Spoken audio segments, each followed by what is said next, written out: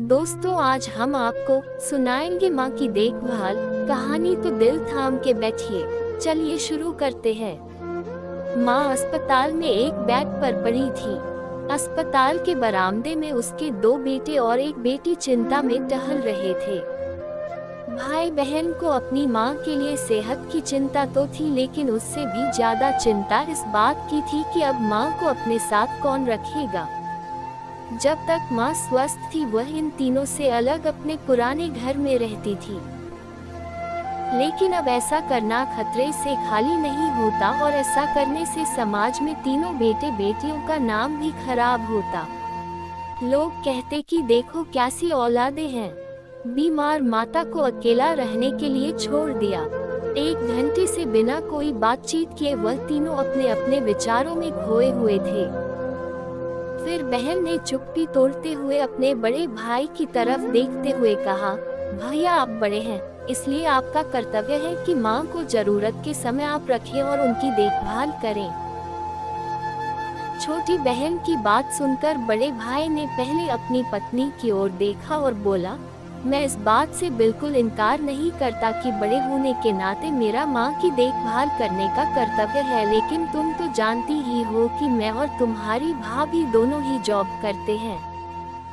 ऐसी हालत में माँ के साथ किसी ना किसी को हर वक्त उनकी देखभाल करने के लिए उनके साथ रहना पड़ेगा, जो हमारे लिए बहुत मुश्किल हो जाएगा।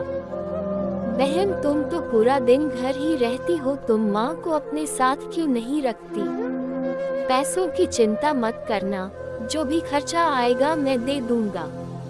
सुशील भैया, आप तो जानते ही हैं कि मैं माँ से कितना प्यार करती हूँ, लेकिन आप यह भी जानते हैं कि मेरे ससुराल वाले कैसे हैं। मैं यह बिल्कुल बर्दाश्त नहीं कर पाऊंगी कि कोई मेरी माँ को और मेरे भाइयों को भला बुरा कहे, इसलिए अच्छा यही होगा कि माँ को अनिल भाई के यहाँ रखा जाए। बड़े भाई सुशील ने भी छोटे भाई अनिल के यहाँ माँ को रखने के लिए सहमति जताई। आप यह कैसी बातें कर रहे हो? क्या आपने नहीं देखा है कि माँ कभी भी मेरे घर 2 दिन से ज्यादा रही ही नहीं है? उसका मेरे यहाँ मन लगता ही नहीं है, फिर कैसे वह इतने दिन मेरे घर रह पाएगी?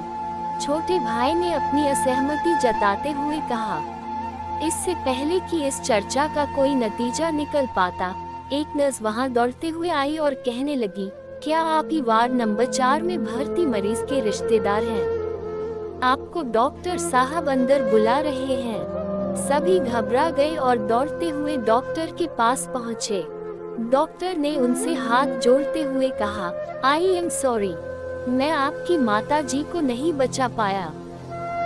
डॉक्टर की इस खबर ने सबके चेहरे पर झूठी मूठी दुख की परत तो चढ़ा दी थी, लेकिन सभी के दिल के किसी कोने में इस बात की खुशी भी छुपी हुई थी कि अब उन्हें माँ को नहीं संभालना पड़ेगा और माँ की वजह से उन्हें परेशान नहीं होना पड़ेगा।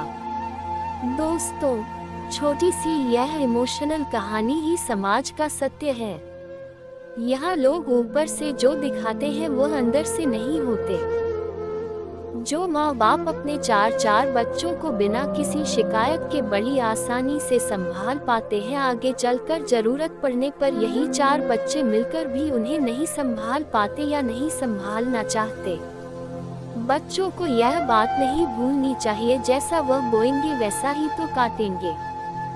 अगर आज वह अपने माँ बाप के साथ बुरा बर्ताव करते हैं तो उन्हें यह याद रखना चाहिए कि उनके बच्चे भी बड़े होंगे और वह भी बूढ़े होंगे। जो उन्होंने अपने माँ बाप के साथ किया है, उनके बच्चे भी उनके साथ वही करेंगे। दोस्तों, अपने दिल से छल कपट निकाल दीजिए और सच्चे मन से अपने माता पिता की, अपने बुजुर्गों की सेवा कीजिए। अगर आपको हमारी वीडियो पसंद आ रही है तो इस वीडियो को लाइक करें और हमारे चैनल को सब्सक्राइब करें और बेल आइकन घंटी को दबाना ना भूलें, जिससे हमारी अच्छी वीडियो सबसे पहले आपको मिलेंगी। धन्यवाद।